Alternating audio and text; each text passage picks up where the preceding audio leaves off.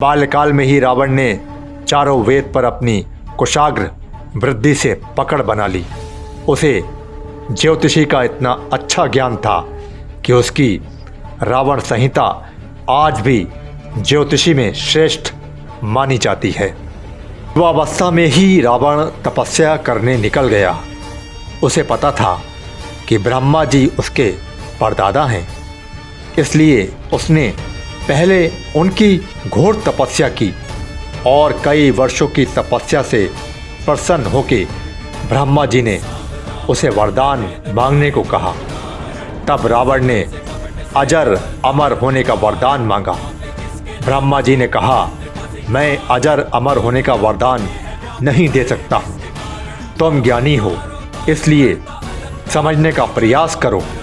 मैं तुम्हें वो नहीं दे सकता हूँ, लेकिन बदले में अन्य शक्तियाँ देता हूँ।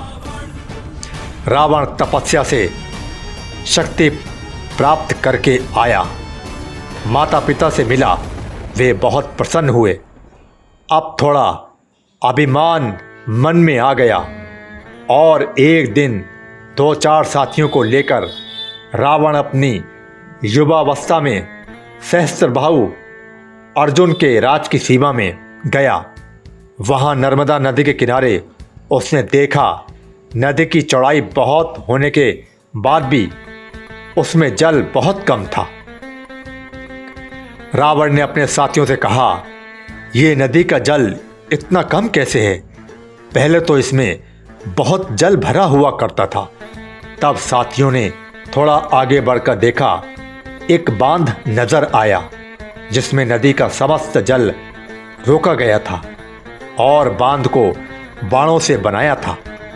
तब रावण के साथियों ने उसको बतलाया कि किसी ने अपनी अद्भुत धनुर्विद्या के प्रयोग द्वारा बाणों से बांध का जल को रोका है। वो सब आगे बढ़े। उन्हें कुछ शस्त्रधारी सुरक्षा में लगे सैनिक दिखे। रावण ने पूछा, कौन हो और ये बांध किसने बनाया? उन लोगों ने कहा, हमारे महाराज सहस्त्रबाहु अर्जुन ने। वो इस समय अपनी पत्नियों के साथ विहार करने आए हैं। रावण ने कहा, अच्छा तो मेरा कौशल देखो। और एक ही बार से उसने बांध तोड़ दिया। सहस्त्रबाहु की पत्नियां जो स्नान करने के लिए गई थीं, वो बह गईं। काफ़ी प्रयास करने के बाद उन्हें निकाला गया। रावण ने बांध तोड़ा। जब इस बात की सूचना सहस्त्रबाहु को उसके सैनिक ने दी, तब इस बात पर सहस्त्रबाहु और रावण का युद्ध हो गया और रावण हार गया। उसको बंदी बना लिया और जेल में डाल दिया। उसके साथी भाग गए और रावण के दादाजी मुनि पुलस्त्य को बताया गया। उन्होंने सहस्त्रबाहु अर्जुन के पास संदेश भेजा कि रावण युवक है और युवावस्था में गलती की संभावना हो जाती है, इसलिए उसे छोड़ दो। अर्जुन ने उसे छोड़ दिया और चेतावनी दी कि दोबारा इस तरह की गलती ना हो, नहीं तो एक भी सर धड़ पर नहीं दिखेगा। रावण को बहुत गिलानी महसूस हुई और उसने वर्षों तक पुनः ब्रह्मा जी के लिए तप किया और ब्रह्मदेव के प्रकट होने पर उसने फिर से अमर होने का वरदान मांगा। लेकिन इस बार भी उसे अमर होने का वरदान नहीं मिला, लेकिन और ज़्यादा मायावी शक्ति पाकर एक बार घूमते हुए वानरों के क्षेत्र में प्रवेश किया। शाम का समय था।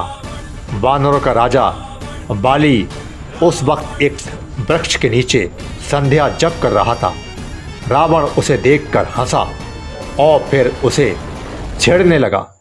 हे मरकट, हे बंदर, बोल उसका उपहास करने लगा और युद्ध करने के लिए उकसाने लगा। रावण को अपनी मायावी शक्ति पर घमंड आ गया था। उसने बाली से कहा, अरे मरकट, मैंने सुना है तू बहुत शक्तिशाली है। आ जरा मुझसे युद्ध करके देख, तेरा अभिमान कैसे ढीला करता हूँ।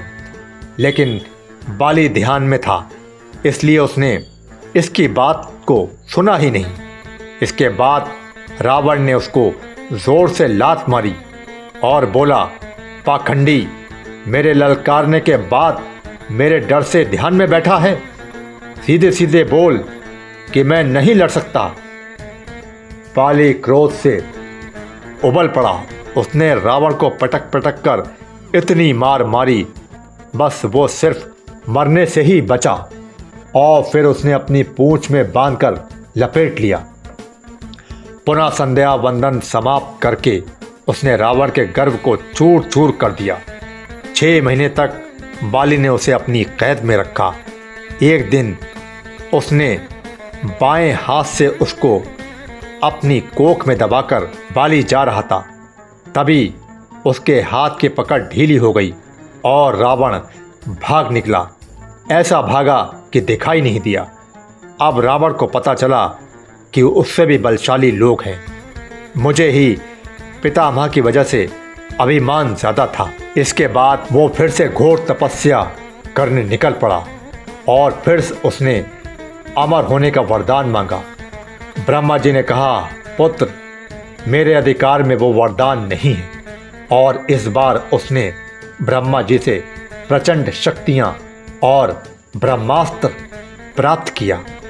एक दिन देवताओं से किसी बात पर नाराज हो गया और उसने स्वर्ग में अकेले ही चढ़ाई कर दी और घोर युद्ध में उसने अकेले ही सभी देवताओं को परास्त कर डाला। इंद्र, यम, वरुण, अन सभी प्रजापतियों को बंधक बना लिया।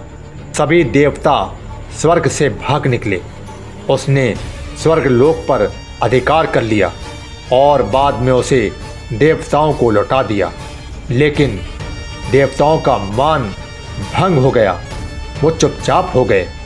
दानवों को पता चला कि उनका भांजा रावण अकेले ही स्वर्ग में सभी देवताओं को परास्त कर दिया। तीनों लोकों में इस बात का पता चला और इस बात से दानव बहुत खुश हो गए। उनकी वर्षों की मनोकामना पूर्ण हो गई।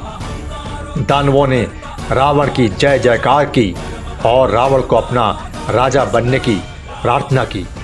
रावण के तेज और उसके भव्य स्वरूप को नेतृत्व से मय दानव ने प्रसन्न होकर अपनी अत्यंत सुंदर और मर्यादा का पालन करने वाली पुत्री मंदोदरी का विवाह रावण के साथ किया और रावण की पत्नी के रूप में मंदोदरी को पाकर प्रसन्न हुआ।